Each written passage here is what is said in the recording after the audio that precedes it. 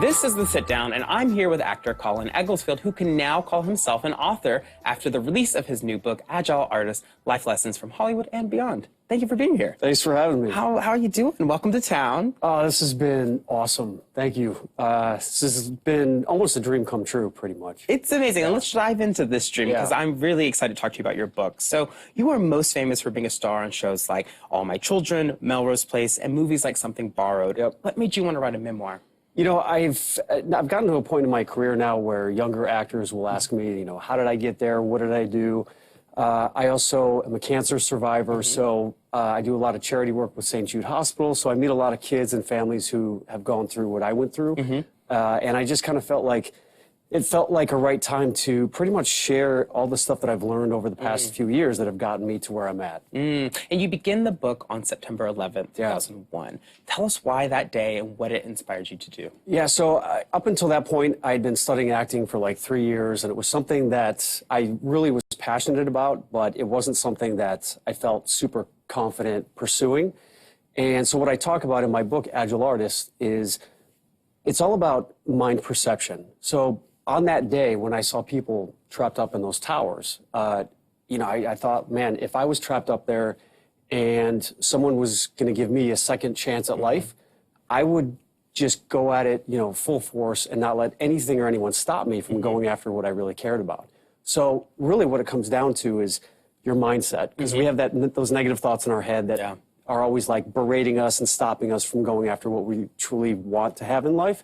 So I talk about in the book all the stuff we learn as actors in acting class and having to create our own reality when we walk into auditions, everyone should know about. So that's why this book isn't just for artists, it's not just for actors, it's for anyone who's looking to create more fulfillment in their life and go after what truly matters to them. And something that truly mattered to you was becoming an actor, but also a very popular actor on a show called All My Children. Yeah. You started that role right as you found out you had testicular cancer. Yeah. What was it like retelling that story? Because I'd never heard that from you. Yeah, so, I mean, I'd been, up till that point, I had been studying acting for like 8 years. So, like, audition after audition, finally booked this steady acting job, come back here to New York City, my favorite city in the world, and thinking like, all right, this is it, man. This is living the life. And 6 months later, I get diagnosed with testicular cancer.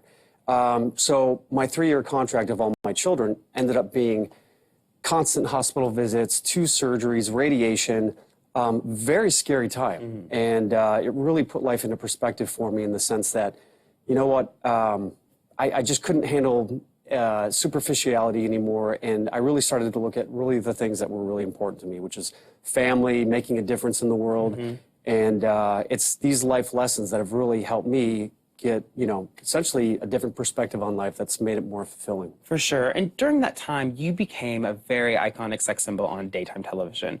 What was it like having that, that kind of idea about you while you were also in this deep battle with cancer? It was difficult because what I was experiencing on the inside was not what I was having to portray on the outside or what I thought. And through my experience, I never really wanted to share this or tell anyone about it, especially testicular cancer, because it's, you know, very personal. And, you know, over the years, I just kind of felt like, you know what, I see a lot of people struggling with just owning who they truly are. And I feel like having gone through the experiences I've gone through, by being that, I don't know, maybe that's someone that people can look to and say, you know what, he bared something that was really personal to him in an authentic way, maybe in some way that will give them permission to also own who they are and speak their truth too. Yeah, it's great. So you mentioned this a little bit earlier, but I want to hear more about this. Acting as a way to battle cancer. I've talked to lots of folks who've been on this journey, and I've never heard that. Tell me a little bit about that. Yeah, I think it really comes down to really deciding who you need to be and almost the character you need to become in order to overcome what I was going through. And a really big, pretty big influence on that was my mom. After I was diagnosed the second time, I called her up, and I mean, I was terrified. And she said, "Honey, you've got to become a warrior. You've got to put on your armor, and you need to go to battle." And as an actor, it just clicked with me because that's what I was doing every day. I was assuming a character, going up on set and having to create reality in the face of non-reality. And so when it came to my cancer, I was like, okay, who do I need to become in order to stay empowered in this experience?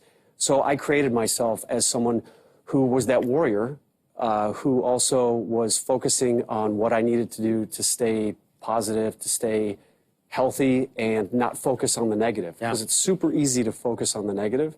And just by staying focused on where I wanted to be instead of where I was at, that's what really helped me live into that future. That's incredible. That's incredible advice. And I think that's a really key part of this book that you've written on. So I want to read a tweet about something that happened before this book came out, and it's about something borrowed. We have it right here, I believe. And it says, "Don't ask me to give a speech at your wedding because I will find a way to work in the fact we never got the sequel to Something Borrowed. They explicitly set up at the end of the first film, and that is a promise." So will we ever get a sequel of this film, or are we shit out of luck now? You know what? Unfortunately, I don't think it's going to happen. I mean, you never say never, but with, Netflix and Amazon and all these streaming services, it's been amazing for so many reasons. However, unfortunately, now that not so many people go to movie theaters anymore to see movies, the box office draw for films like this just isn't there anymore. So if Netflix wants to step in, I think Kate, John, Ginny, and I would be happy to step in. Oh my God, let's all tweet this out. We need our sequel. We need the sequel. So before I let you go, I want to play a little game with you. You know, Susan Lucci, who starred with you in All My Children, came on the show, and we had her read dramatic readings of Beyonce lyrics. I'm sure she was amazing. And she was fantastic. Yes. Today, I want to give you the challenge of being Cardi B. Are you ready for this? Let's do it. All right. Well, here's a card for you. Okay. So I'm going to prompt you, and then we're going to go. You're going to look straight to camera. You also can read from the card they're holding up there if you're more comfortable. Okay. Sound good? Let's do it. All right. So the first one is I like it. Now I like it like dollars. I like it like diamonds. I like stunting. I like shining. I like $1 million deals. Where's my pen, bitch? I'm signing.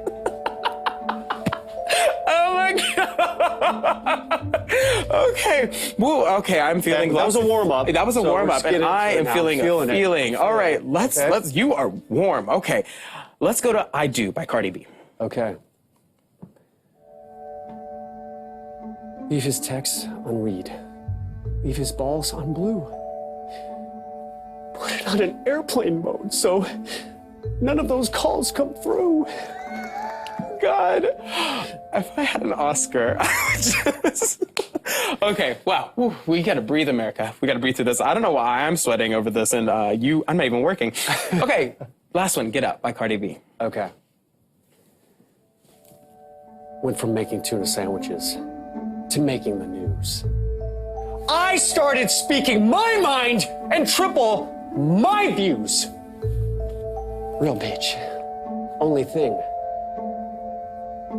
Big boobs. Oh my God. That was so good. Yeah. Oh my God. Right. Wow. Okay. I don't know if I could have matched Susan, but she taught me a lot. You put me through a lot of things. You know, I've read the book, I went through feelings, and now you've read Cardi B, and you have put me through more feelings. Well, Colin, thank you so much for joining me today. Thanks so much, It's been such a pleasure having you. Thanks for having me. Of course, of course. And you can grab a copy of Agile Artist Life Lessons from Hollywood and Beyond wherever books are sold. Stay right there for more AM to DM up next.